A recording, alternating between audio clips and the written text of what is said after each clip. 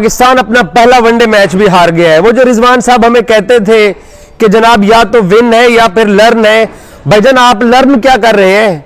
आपको तो यह भी नहीं पता कि आपने अपनी प्लेइंग 11 क्या खिलानी है। ओडीआई भी पाकिस्तान की टीम आज हार गई है और मेरी पाकिस्तान के बॉलर से ये रिक्वेस्ट है कि आप लोग ने जो 344 रन बनवाए हैं ना, ये बहुत कम बनवाए हैं। तो अर्ज किया है, कोई शर्म होती है, कोई हया होती है, कोई शर्म होती है, कोई हया होती है। जिनको लर्न लेने की आदत हो उन्हें क्या मालूम वो क्या होती है। आज पाकिस्तान क्रिकेट टीम एक और मर्तबा एक्सपोज हुई है। आज पाकिस्तान क्रिकेट टीम एक और मर्तबा फटी है। आज पाकिस्तान क्रिकेट टीम एक और मर्तबा उल्टी लेटी है न्यूजीलैंड के सामने। कौन सा गुनाह किया है हम पाकिस्तानियों ने कि हमें सजा में आकिब जावेद पाकिस्तान टीम के कोच बन के मिले हैं? अब बस यार, ये ड्रामा बंद होना चाहिए यार। ये Tayyab Tahir so called talented और अरफान नियाजी, इनकी फिल फॉर छुट्टी करवानी चाहिए यार। ये न्यूजीलैंड क्रिकेट टीम जो कि इस दुनिया में शायद एक अकलौती ऐसी टीम है जिसकी आबादी उसके जानवरों से भी कम है। मतलब कोई 50-60 लाख अब लोग जो है 50-55 लाख जो है लोग रहते हैं न्यूजीलैंड के अंदर। उसमें से भी ये ऐसी टीम निकाल के देते हैं जो दुनिया को हरा के रखती है। और ये भी न्यूजीलैंड की सी टीम है। अबे मेन टीम तो खेल नहीं रही है, मेन टीम उनकी न्यूजीलैंड गई हुई है। मिचेल सैंटनर, रचिन रविंद्रा और टीम सेफर्ट, कौन कौन है, फिल शॉर्ट तो उसका इंग्लैंड ही हो गया है। लेकिन जो भी है, आधी से ज्यादा बड़ी टीम जो है वो न्यूजीलैंड की वो गई हुई है आईपीएल खेलने के लिए इंडियन पे। और ये आईपीएल का एहसान है हमारे ऊपर। आईपीएल वालों, तुमसे कह रहा हूं, ये देखो हाथ जोड़ के कह रहा हूं कि तुम लोग का एहसान है कि तुम लोगों ने यहाँ पर न्यूजीलैंड के मेन प्लेयर्स को आईपीएल में बुला लिया, वरना यहाँ 400 पक्का था। 344 रन यहाँ पर पाकिस्तान के बॉलर्स को पड़ गए पहले बैटिंग करते हुए। ये कौन सी बैटिंग है भाई? ये कौन सी क्रिकेट टीम? ये क्या हो क्या रहा है पाकिस्तान के साथ? इतनी गंदी तुमने बॉलिंग करवाई, इतनी वाहियात। ओ यार, तुम्हारी शक्ल के ऊपर जो तुम्हारे बॉलर्स हैं 150 की स्पीड में बॉलिंग कराओगे सालों। 150 की औकात है, 150 की। ये तुम जरा बॉलिंग चेक करो पाकिस्तान की। आगा सलमान 5 ओवर में 67 रन, 67 रन 5 ओवर के अंदर ये खेला है यहाँ पर आगा सलमान ने। ये बॉलिंग है यार। ये रिजवान इतना जाहिल कप्तान ये कैसे हो सकता है? मुझे नहीं पता दुनिया में किसी भी टीम का कप्तान इतना जाहिल कैसे हो सकता है कि उसके बॉलर को एक ओवर में 15-15 रन पड़ रहे हैं और वो बार बार उसी को ओवर दे रहे हैं।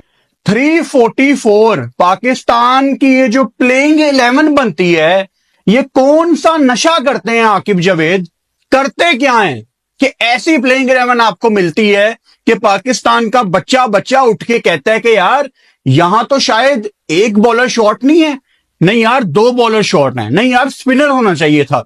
सारा पाकिस्तान एक ही आवाज उठाता है कि पाकिस्तान की प्लेइंग 11 गलत है, पाकिस्तान अपने बॉलर्स पूरे नहीं खिला रहा। लेकिन गलती नहीं मान रही पाकिस्तान की टीम, पाकिस्तान क्रिकेट टीम की मैनेजमेंट वही गलतियां दोहरा रही है जो चैंपियंस ट्रॉफी से पहले शुरू की थी, चैंपियंस ट्रॉफी में भी की और उसके बाद भी कुछ नहीं सीखा। 344 रन 350 मान के चलो, 350 आपने करवा दिया न्यूजीलैंड से। और यकीन करो ये मैच पाकिस्तान जीत सकता था। जब 344 बोर्ड पे लगा हुआ था मिड इनिंग्स में, हमें कोई खास उम्मीद नहीं थी कंसीडरिंग के बॉल कितनी हरकत कर रहा था। लेकिन हमारे बैटर्स ने, अभी मैं सब पे बात करता हूं बारी बारी, हमारे बैटर्स ने शुरू में हमें यकीन दिला दिया था कि यार ये मैच हम जीत सकते हैं। यार 43 एक्स्ट्रा जिसमें से 21 वाइड बॉल। अब हाल चेक करो हमारा। अगर फास्ट बॉलिंग की अगर हम स्टैट्स देखें तो वो इतने बुरे नहीं है। 10 ओवर में किसी ने 50-55 दिए हुए, किसी ने 10 में 60 दिए हुए, क्योंकि न्यूजीलैंड के फास्ट बॉलर्स ने ऐसे ही दिए हैं। ग्राउंड छोटा है, ठीक है ना, रन्स बनते हैं। लेकिन हमें प्रॉब्लम कहां हुई? पार्टनरशिप लगी चैपमैन की और डैरिल मिचेल की, ठीक है। जबरदस्त इनिंग खेली डैरिल मिचेल ने, सेंसिबल इनिंग खेली, आराम से खेलता रहा, नीचे खेलता रहा। जो उसका स्टाइल है उस तरीके से वो खेलता रहा और कॉन्फिडेंस बढ़ता गया चैपमैन का भी। फिर उसके बाद जो ठोकना शुरू किया इन दोनों ने। अब 4 फास्ट बॉलर है, उसके पास स्पिनर ही कोई नहीं है। सुफियान मुकीम लास्ट T20 में इतनी जबरदस्त बॉलिंग की, वो घूमने फिरने गया हुआ है, फिर नहीं खिलाया मैच। अब आप सलमान आगा और इरफान न्याजी पे चले गए। यार क्या हो गया, पता नहीं क्या कर रहा है हमारा कोचिंग स्टाफ। पता नहीं रिजवान को इतनी अथॉरिटी मिली हुई है या नहीं मिली हुई कि भाई तुम अपनी मर्जी से टीम खिलाओ। एक तो ग्राउंड भी छोटा, उसके बाद नॉन रेगुलर बॉलर से जा रहे हो। सलमान आगा और इरफान न्याजी ने, जो मैंने कैलकुलेशन की, कम से कम इन दोनों ने 10 ओवर, 5 सलमान ने किए, 5 इरफान ने किए। इन्होंने तकरीबन 118 रन दिए 10 ओवर के अंदर। इतनी बड़ी फाश गलती आपसे हो गई कि आप इंटरनेशनल मैच में कप्तानी कर रहे हैं और पाकिस्तानी टीम के जो हेड कोच हैं आकिब जावेद, क्योंकि मोहम्मद यूसुफ ने प्रेस कॉन्फ्रेंस की, उनकी गुफ्तगू से ऐसा लग रहा था कि जैसे वो प्लेइंग 11 बनाने में शामिल नहीं है। ये तो प्लेइंग 11 बनाने में या रिजवान शामिल है या फिर आकिब जावेद की प्लेइंग 11 खेली है। आप कैसे 4 बॉलर के साथ यहां न्यूजीलैंड का मुकाबला करने के लिए उतर सकते हैं? आप कैसे ये गलती कर सकते हैं, इतनी बड़ी गलती? और भाई वो जो आप लर्न करने की कोशिश कर रहे थे, उससे कम से कम लर्न ही कुछ कर लीजिए, कुछ सीख ही लीजिए। कौन, मुझे कोई बंदा ये बताए आज की इंटरनेशनल क्रिकेट में कि आप 4 रेगुलर बॉलर्स के साथ जा रहे हैं और आप इन्हिसार कर रहे हैं सलमान अली आगा की बॉलिंग के ऊपर और इरफान नियाजी की बॉलिंग के ऊपर। आपको उनके 10 ओवर जो एक आपने बॉलर नहीं खिलाया। अमूमन टीमें क्या करती हैं कि अपने 5 बॉलर बॉलिंग ऑप्शन रखती हैं, उसके बाद वो अपने ऑप्शंस को खोलते हैं, जो पार्ट टाइमर होते हैं उनसे बॉलिंग करवाते हैं। हमने क्या किया, हमने 4 बॉलर खिलाए और जो आखिरी 10 ओवर कोटे के जो पूरे करवाने पड़ गए वो हमें 118 रन में महंगे पड़े और 43 रन पाकिस्तान को पड़े। किस चीज के? एक्स्ट्राज के। तो पहला ओडीआई मैच पाकिस्तान की टीम हार चुकी है। 345 रन चेज करते हुए पाकिस्तानी बैटर्स ने यह समझा कि हम जो है वो कोई जो है टेस्ट मैच खेल रहे हैं। भाई पहली इनिंग्स है, अभी पहला दिन है, इसके बाद 4 दिन बाकी हैं, तो हमें क्या लगे और जो है वो तेज खेलने को क्या लगे, और जो है फिर जो होता है हमेशा वो हो गया है भाई। और कोई शर्म नहीं है, कोई हया नहीं है।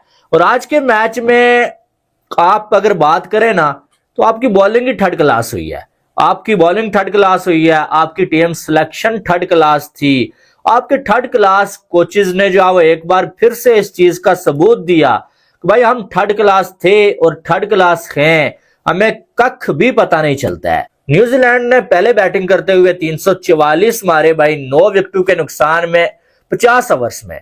अब इसमें अगर देखा जाए तो 3 विकेटें तो 50 पे हो गई, लेकिन उसके बावजूद आपके बॉलर्स और आपकी थर्ड क्लास कैप्टनसी की वजह से आप जो है वो 344 रन खा जाते हैं, जिसमें चैपमैन, इस बंदे का पता नहीं इन्होंने जो है वो कर्ज देना है भाई। जब इसके सामने जाते हैं ये पेल देता है और आज फिर इसने पेल दिया। 111 बॉलें, 132 रन, 13 चौके, 6 छक्के, 118 का स्ट्राइक रेट। यार ये कैसे यंगस्टर है हमारे जिनसे कोई 10-20 रन भी नहीं बन रहे यार। न्यूजीलैंड का यंगस्टर है, डेब्यू किया है उसने, 50 मारा है, पाकिस्तान की बैंड बजाई है, बॉलिंग भी की है और फिर उसकी विकेट भी ली है रिजवान की। और एक ये हमारे यंगस्टर हैं, हम इनको इतने अरसे से बेक कर रहे हैं यार। तैयब ताहिर, एक वो इंडिया की जो उसने इमर्जिंग में इंडिया के खिलाफ 100 बनाया था, उस पे वो आज तक खेल रहा है। और एक इरफान न्याजी, मतलब आप देखो तो सही यार, ये टीम में आके वो जैसे बोलते हैं ना कि मतलब खा पी के कट्टे बन गए, अब इनसे कुछ हो रहा नहीं है यार। मतलब कमाल है यार, तुम लोगों ने आज पूरे का पूरी टॉप ऑर्डर की मेहनत बढ़वा के रख दी यार। But nonsense is this, but laziness, rubbish, stupidness यार। मतलब कोई कैसे कर सकता है यार। तैयब ताहिर से मैं पूछना चाहूंगा यार, ये आपका क्या वेट है? हाल तो तैयब ताहिर ने एक अच्छा कैच पकड़ा है चैपमैन का, बट ये बॉडी एथलीट वाली बॉडी नहीं है भाई।